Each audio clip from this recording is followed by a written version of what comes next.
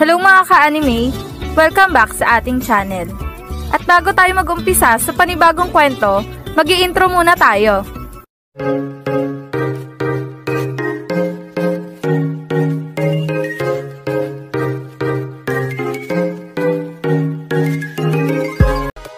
Bago natin simulan ang panibagong kwento ng High School League, gusto ko lang ipaalala sa inyo na paulit-ulit na ang kwentong ito ay isang fan-made lamang na nabasa ko lang sa isang site at hindi ito kasama sa totoong kwento ng Slam Dunk.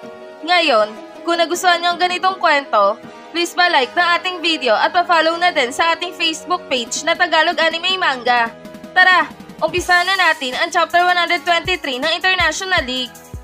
Nagawa ang makapuntos ng Kuzo laban sa depensa ng Shoku at dahil sa pambihirang tres itong si Ryo, nakuha na nila ang kalamangan sa Shoku. At 7 na segundo na lang ang natitirang oras para sa huling yugto ng laban. At nang hawak na ni Fujima ang bola, mabilis niya din naman itong ipinasa sa nagkat na si Rukawa. At nang hawak naman na ni Rukawa ang bola, agad din naman itong binantayan ng maigpit ni Ryo. Hindi ka makakalusot dito, Rukawa. Hindi nyo na makukuha pang panalo laban sa amin. Ngayon, humanda kayo dahil uuwi na kayong luhaan sa inyong distrito. Yan ang sabi ni Ryo na talaga namang sobrang higpit ng depensa kay Rukawa. Habang itong si Rukawa naman ay naalala ang pinag-usapan nila ni Hanamichi. Ano? Gagana ba yun? Sa tingin mo ba kakagat sila sa ganong play na gagawin natin? Tingin mo ba epektibo ang ganong play? Pero dahil sa wala tayong pagpipilian, sige, subukan na lang natin yan. Tignan natin kung kakagat ang mga yan sa ganon. Yan ang sabi ni Hanamichi sa isip ni Rukawa. Gunggong, anong hindi sila kakagat? May kita mo, Hanamichi. Ipapakita ko sa'yo na kakagat ang mga yan sa play na gagawin natin. Yan naman ang sabi ni Rukawa sa kanyang sarili na talaga namang sobrang seryoso na. Sabay isang napakabilis na spin moves papunta sa kanang depensa ni Ryo. Sabay double crossover pakaliwa. Sabay no-look-pass ng bola papunta naman sa kanan at malapit ito kay Mitsui. Habang itong si Hanamichi naman ay mabilis na lumusot sa depensa ni Sanji sa kanya. At dumiretso ito sa bolang ibinato ni Rukawa. Nalabis na ikinagulat talaga ng coach ng Kuzo. Sanji! Ano bang ginagawa mo? Bakit mo hinahayaan na makawala yung si Hanamichi sa'yo? Bilisan mo! Habulin mo yung si Hanamichi! Huwag mo hahayaan na malibre ito! Yan naman ang sigaw ni Coach Roshi na talaga namang natataranta. Habang itong si Sanji naman ay agad na tumakbo ng sobrang bilis para pigilan itong si Hanamichi. At talaga namang nagtagumpay ito na mahabol si Hanamichi at madepensahan ito ng mahigpit. Hoy, may pulang buhok! Akala mo ba malilibre ka ng ganun-ganun lang sa akin? Pwes, diyan ka nagkakamali. Dahil wala ng libreng puntos na magaganap mula sa inyo. Ngayon, siguradong talo na kayo dito. Hindi nyo na magagawa pang maipasok pa ang bolang yan sa inyong basket. Dahil wala ng milagrong magaganap mula sa inyo. Yan ang sabi ni Sanji na talaga namang dumidepensa ng mahigpit kay Hanamichi. Habang itong si Hanamichi naman ay naalala din ang sinabi ni Rukawa sa kanya. Sige Gunggong, dahil sa humingi ka ng tulong sa akin, pues, pagbibigyan kita. Ngayon, ito ang ating plano. Ipipilit ko ang aking sarili para makalapit sa basket. Habang ikaw naman, gumawa ka ng paraan para makalapit ng konti kay Mitsui. Dahil ang kailangan natin dito ay isang siguradong tres. Ngayon, kapag nakalapit ka na kay Mitsui, doon ko agad ipapasa ang bola papunta sa'yo. At siguradong matataranta ang mga malalaro ng Kuzo na yan.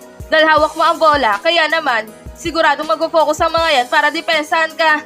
At kapag ganun na nga ang nangyari, ipasa mo agad ang bola kay Mitsui upang siya na ang tumapos ng laban. Yan ang sabi ni Rukawa sa isip ni Hanamichi. Sira ulo ka talagang Zoro ka. Napakahirap ng pinapagawa mo. Pero tama ka nga, dahil natataranta na ang mga malalaro ng Kuzo. Ngayon, siguradong lalapit na din yung bantay ni Mitsui sa akin upang pigilan ako. Yan ang sabi ni Hanamichi sa kanyang sarili. At tama nga ang naramdaman ni Hanamichi. Dahil na nga sa biglang lumapit itong si Ishido at talaga namang dinouble team na nila itong si Hanamichi. Kaya naman, itong si Hanamichi ay agad na ipinasa ang bola papunta kay Mitsui. Nalabis na ikinagulat talaga ng buong manlalaro ng Kuzo. Ano? Kay Mitsui pala? Si Mitsui pala ang huling titira sa kanila. Kala ko pa naman itong si Hanamichi ang gagawa ng puntos. Patay, lagot na. Nalibre na nabahagya itong si Mitsui. Yan ang sabi ni Jin sa kanyang sarili. Habang itong si Ken naman ay biglang sumigaw ng malakas. Ishido! Sanji! Mahabol niyo pa yung si Mitsui! Kaya naman, bilisan ninyo! Sabayan niyo na siya at pigilan niyo siya sa kahit na anong paraan! Yan ang sabi ni Ken. Habang itong si Mitsui naman ay mabilis na tumalon na takmang gagawa ng isang solid na tres. na biglang sumulpot na nga itong si Sanji at Ishido sa harapan ni Mitsui. At talaga namang sinasabayan na nila itong si Mitsui sa itaas. Anong inaakala mo, Mitsui? Na malilibre ka sa amin? Pwes, diyan ka nagkakamali. Dahil kahit anong play pa ang gawin ninyo, sinisigurado namin na wala na yung binatbat sa depensa namin. Ngayon, humanda ka.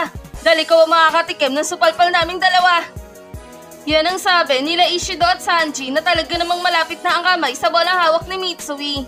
Habang itong si Mitsui naman ay biglang naalala din ang sinabi ni Rukawa sa kanya dahil na nga sa nilapitan din siya nito nung nag-usap sila ni Hanamichi. Mitsui, meron kaming plano ni Hanamichi at kasama ka sa aming plano. Ngayon, ito ang aming plano, Mitsui. Siguradong si Hanamichi ang fokusan ng mga yan. Kaya naman, nakatitiyak ako na baka i-double team pa nila yung si Hanamichi. Pero kung hindi mangyayari ang aking iniisip, malamang matatalo tayo dito. Pero wala na akong naiisip pang paraan para sa laban na to. Kaya naman, 50-50 na ang ating plano. Ngayon, kapag dinouble team ng Kuzo ang depensa ni Hanamichi, siguradong sa'yo ipapasa ni Hanamichi ang bola. Ngayon, kapag hawak mo na ang bola, malamang sa malamang, ikaw naman ang tatargetin ng mga yan. At yan talagang ating plano, na kapag hawak mo na ang bola, mabilis kang tatalon at takmang gagawa ng isang tres. At kapag nakatalon ka na, siguradong tatalon din ang mga yan. Kaya naman, ito na ang ating pagkakataon upang makapuntos. Kaya ipasa mo agad ng sobrang bilis ang bola papunta kay Hanamichi. At siya na ang bahala sa posisyon na to. Yan ang sabi ni Rukawa sa isip ni Mitsui. Tama ka nga, Rukawa. Ang lahat ng sinabi mo sa akin ay nagkatotoo. Mukhang na-predict mo na talaga ang lahat ng to ah. Pero maaasahan ba ang gunggong na to? Baka kabahan naman siya sa huling tira na to. Yan ang sabi ni Mitsui sa kanyang sarili. Sabay hugot sa bola at drapas nito pabalik kay Hanamichi. Habang itong si Sanji naman ay nagulat talaga sa ginawang pasa nitong si Mitsui. Ano? Isang fake na naman? Plano na ba nila to? Plano ba talaga nilang linlangin kami para malibre yung may pulang buhok na yun? Nakakainis. Hindi na namin siya magagawang pigilan pa dahil nasa ere pa kami ni Ishido. Yan ang sabi ni Sanji sa kanyang sarili na talaga namang hindi makapaniwala. Patay! Si Hanamichi na libre na! Yan naman ang sabi ni Moroboshi na talagang nang napatayo pa sa kanyang kinauupuan. Nakakainis ka talaga may pulang buhok. Nagawa mo na namang malinlang ang aming kupunan. Yan naman ang sabi ni Morishige. Naku po, paano na to? Malabong madepensahan pa yung may pulang buhok na yan. Napakalayo namin at itong sila Ishido at Sanji ay nasa ere pa dahil sinabayan si Mitsui. Nakakainis. Yan naman ang sabi ni Jin. Habang itong si Hanamichi naman ay nagawa nang makuha ang bolang ipinasa ni Mitsui sa kanya. At nang hawak na ni Hanamichi ang bola, hindi na ito nag-aksaya pa ng oras. At agad itong tumalo ng mataas, sabay na alala na naman ang sinabi ni Rukawa sa kanya. Hoy Gonggong, may isa pa pala akong sasabihin sa'yo. Kapag hindi nakagawa ng punto si Mitsui, siguradong ibabalik niya ang bola papunta sa'yo. Kaya naman, kapag hawak mo na ang bola, siguraduhin mong magagawa mong makapunto sa tres ha. Dahil kapag sumablay ka, tinitiyak ko sa'yo na magpapalit ka na ng kulay ng buhok mo. Kaya naman, huwag kang sasablay. At alam ko naman na hindi ka sasablay. Kasi nga diba, isa kang henyo, ang mga henyo hindi sumasablay.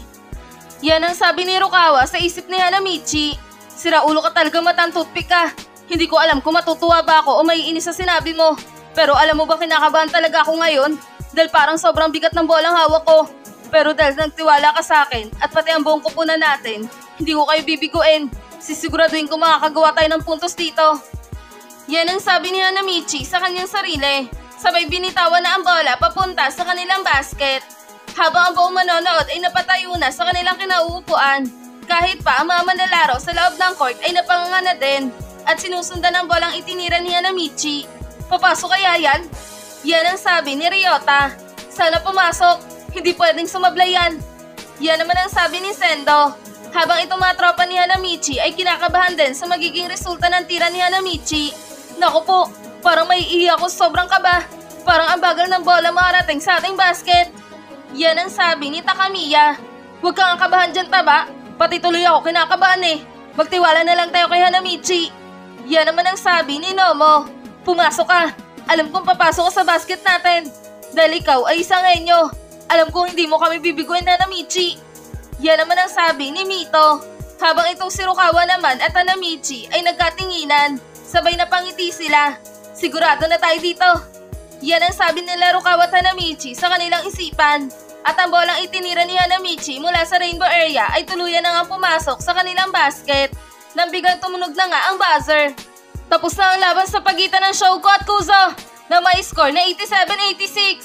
Ang aabante para sa susunod na round ng ligang ito ay walang iba kundi ang kupunan ng Shouko. Yan ang sigaw ng referee na labis na ikinagulat at ikinasaya talaga ng buong manonood sa loob ng court. Grabe ang laban na to. Talaga namang pinagpawisan ako kakanood. Hindi ko lubos inakala na sa ganito matatapos ang laban. Grabe talaga. Ang tindi ng dalawang kupunan na to Sobrang dikit ng laban nila. Tama ka nga dyan, pre. Pero ganun talaga. Isang kupunan lang ang dapat manalo sa laban. Pero hanga pa din ako sa kupunan ng Kuzo. Mahusay talaga sila. Ngunit, hindi nila kinaya ang mga baguang Shouko na ngayon palang sumali sa International League.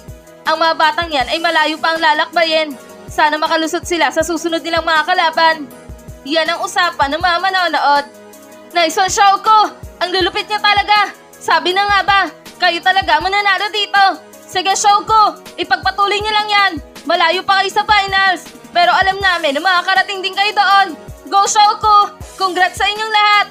Yan ang sigawan ng mga tagahanga ng Shouko na talaga namang sobrang saya dahil nanalo ang kupunan ng Shouko. At dito na nagtatapos ang Chapter 123 ng International League.